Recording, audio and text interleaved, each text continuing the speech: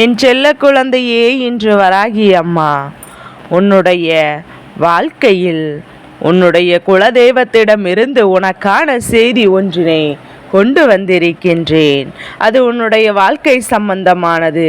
உன் குலதெய்வம் சொன்ன வார்த்தைகள் என்னவென்று நீ கேட்காமல் சென்று என் பிள்ளை நீ விட்டுவிட்டாய். ஆனால் நாளை நிச்சயமாக உனக்கு தான் மிக பெரிய கஷ்டம் வந்துவிடும் என்றும் உன் குலதெய்வம் இந்த வராகி அம்மா என் மூலமாக உன்னிடத்தில் இந்த செய்தியினை நிச்சயமாக கொண்டு வந்து சேர்ப்பதற்கும் ஒரு காரணம் இருக்கின்றது.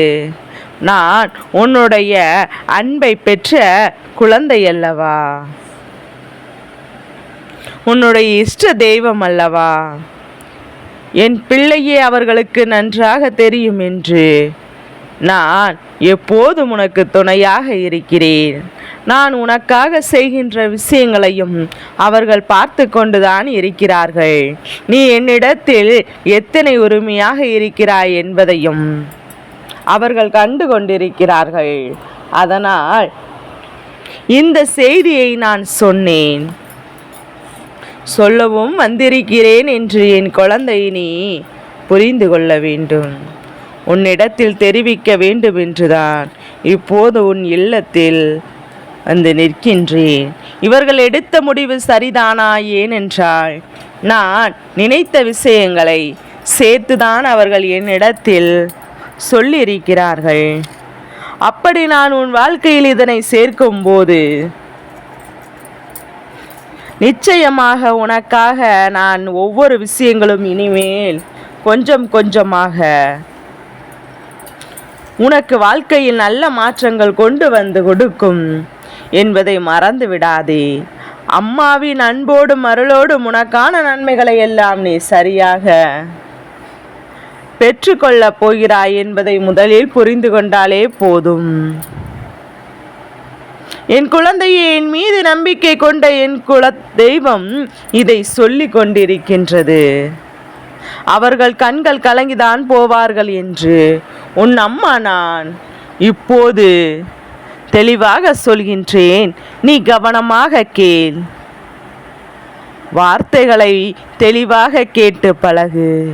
எந்த ஒரு விஷயத்தையும் அரைகுறையாக கேட்டு நீயாக ஒரு முடிவினை எடுத்து விடாதே. ஏனென்றால் அரைகுறையாக கேட்கும்போது அதற்கு முடிவு என்னவென்று தெரியாமல் போய்விடும் அல்லவா.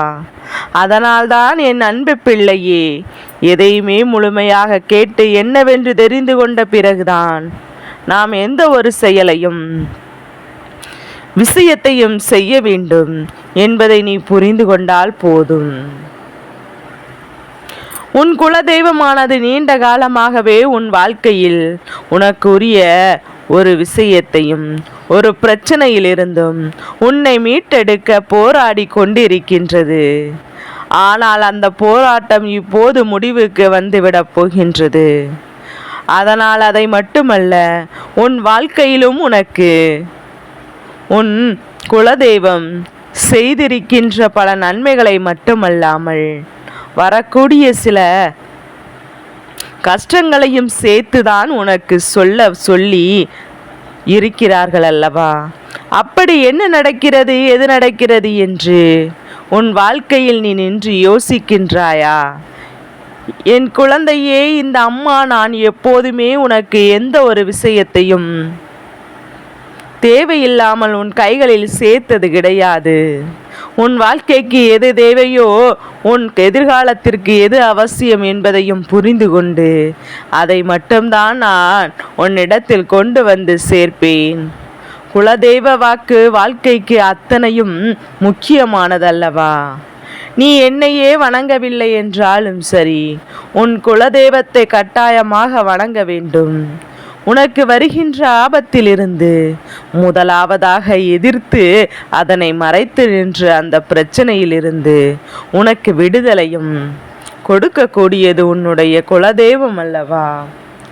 அப்பேற்பட்ட குலதெய்வத்திடமிருந்து உனக்கு ஒரு செய்தி கிடைத்திருக்கிறது என்றால் அதை நான் உன்னிடம் கொண்டு வந்து சேர்க்காமல் விட்டுவிட முடியுமா? என்ன நடந்தது, எதனால் நடந்தது என்பதை உன் குலதெய்வம் வந்தது என்று யோசிக்கின்றாயா? என்னவென்று நீ புரிந்து கொள். என் அன்பு குழந்தையே, உன்னுடைய வாழ்க்கையில் சில காலமாக ஒரு சில விஷயங்கள் நடந்து கொண்டிருக்கின்றது. எல்லோருக்குள்ளும் உன் வாழ்க்கையில் பற்றிய சிந்தனைகள் தான் ஓடிக்கொண்டிருக்கின்றது. என் தங்க பிள்ளையே, சத்தமிட்டு வாழ்க. வாழ்க்கையில் நாம் எந்த ஒரு விஷயத்தையும் பேசியது கிடையாது. ஆனால் இன்று இருக்கின்ற சூழ்நிலைகள் யாரிடத்தில் என்ன பேசினாலும் கடைசியில் பதில் என்னவோ நமக்கு கண்ணீர் சிந்தும் வகையில் சத்தமிட்டு நான் வருகிறது என்பதையும் எத்தனையோ என்று புரியாமல் அதற்காகவே கண்ணீரை வாழ்க்கையில் அதிகமாக நீ சிந்தியவர்கள் ஏராளம். உன் குலதெய்வம் உன்னுடைய வாழ்க்கையிலும் உன்னுடைய குடும்பத்திலும் இருக்கின்ற எத்தனையோ பேரின் மனதில் இருக்கின்ற எண்ணங்களை பற்றியும் பார்த்தபோதுதான் புரிந்து கொண்டேன். ஒரு சிலர் மட்டும்தான் எப்போதும் போல சாதாரணமாக இருக்கிறார்கள். ஒரு சிலர் அதை விட அதிகமான கோபத்தோடு எப்போதும் வாழ்க்கையை வாழ்ந்து கொண்டிருக்கின்றார்கள். என்ன நடந்தாலும் எது நடந்தாலும் நாம் தானே வாழ்ந்து காட்டப் போகிறோம் என்கின்ற நம்பிக்கை உனக்குள் இல்லாமல் இருந்து கொண்டிருக்கின்றது. என் அன்பு குழந்தையே, இது போன்ற சூழ்நிலைகளை எல்லாம் கடந்து, இது போன்ற நிலைகளை எல்லாம் என் பிள்ளை நீ கடந்து உன் குலதெய்வம் உனக்கு ஒரு சந்தோஷமான செய்தியினை கொண்டு வந்து இருக்கின்றது என்பதையும், அது மட்டுமல்லாமல் உன் வாழ்க்கையில் இப்போது உனக்கு எதிராக நின்று கொண்டிருந்த ஒரு துரோகி, அதாவது உன்னுடைய குலதெய்வத்தினுடைய சன்னிதானத்தில் வைத்தே உன் மனதை காயப்படுத்திய ஒருவருக்கு சரியான பாடத்தை புகட்டி உன் குலதெய்வம்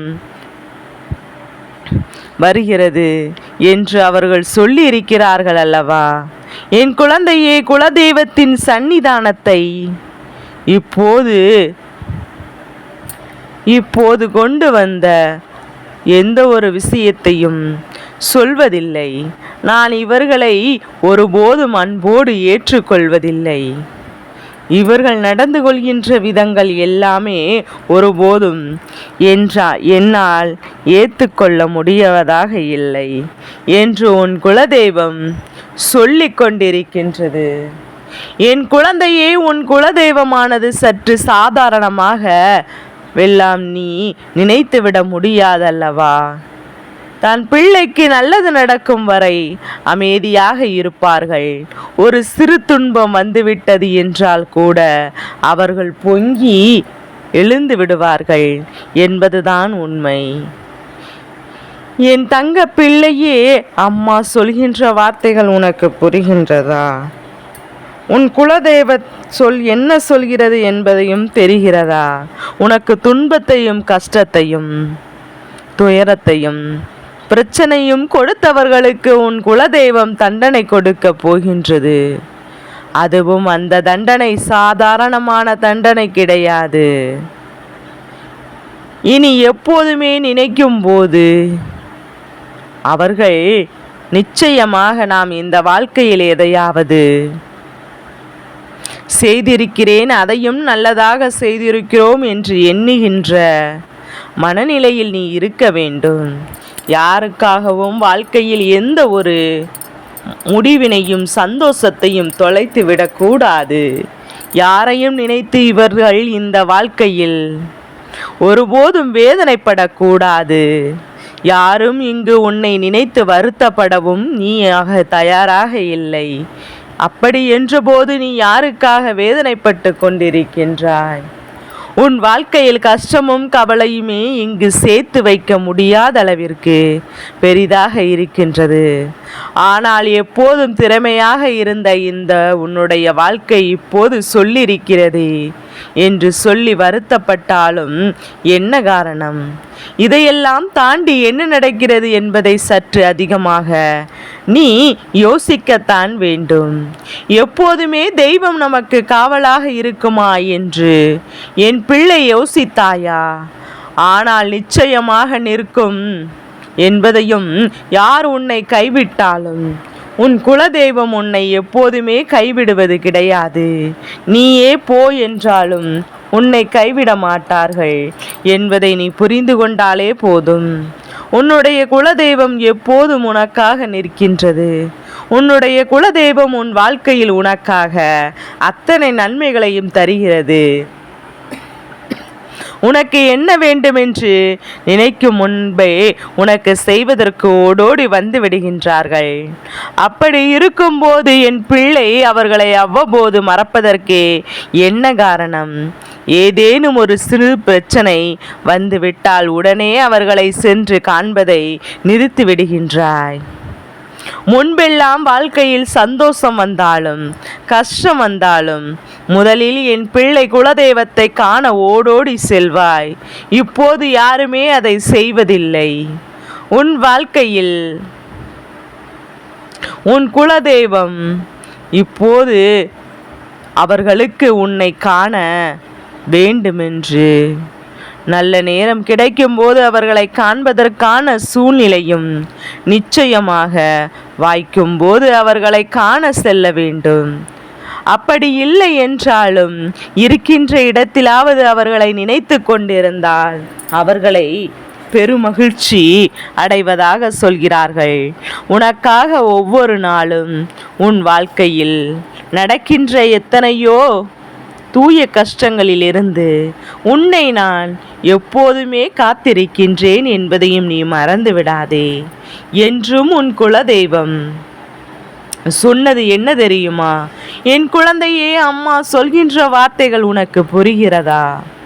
உன் குலதெய்வம் உனக்கு எப்போதும் துணையாக இருக்கின்றது. உன் வாழ்க்கையில் இருக்கின்ற துன்பங்கள் கஷ்டங்கள் எல்லாவற்றையும் உனக்கு உடனிருந்து செய்து கொண்டிருக்கின்றது. உன் குலதெய்வம் துணையாக இருக்கும்போது அதே நேரத்தில் அவர்களுக்கு நிச்சயமாக உன்னை காண வேண்டும் என்ற எண்ணமும் வந்துவிட்டதால் அதை உன்னிடத்தில் சொல்லிவிட என்னிடத்தில் சொல்லி இருக்கின்றேன். அப்படி என்றார்கள் அல்லவா? ஒரு முறை என் பிள்ளை என்னை கண்டுவிட்டு வா. உன்னுடைய வாழ்க்கையை மீண்டும் உன் கைகளில் ஒப்படைப்பதற்காக அவர்கள் வாக்குறுதி அளித்திருக்கின்றார்கள். நிச்சயமாக உன் வாழ்க்கையில் அதனை நடத்திவிடவும் போகின்றார்கள். எதற்கும் கலங்காமல் உன் மீது இத்தனை அன்பு வைத்திருக்கின்ற இந்த குலதெய்வத்தின் வார்த்தைகளை கேட்டு என் பிள்ளை எந்த காரியத்திலும் பயப்படாமல் எப்போதும் என் பிள்ளை நல்லபடியாக முன்னேறிக்கொண்டே இரு. உனக்கு நடப்பது எல்லாம் நன்மைக்குதான். இந்த வாழ்க்கை உனக்கு கொடுப்பதையெல்லாம் உன்னுடைய உச்சகட்ட நன்மைக்கும் சந்தோஷத்திற்கும் மன நிறைவான வாழ்க்கையெல்லாம் உனக்கு நல்லபடியாக நடக்கும் என்பதையும் நீ புரிந்து கொண்டாலே போதும். இனி அத்தனையும் உன் வசமாக்கி கொடுப்பதாக உன் குலதெய்வம் உத்தரவு கொடுத்திருக்கிறார்கள். உன் அம்மாவும் உன் குலதெய்வமும் உனக்கு என்றும் துணையாக இருப்போம். நல்லதை நடத்தி கொடுப்போம்.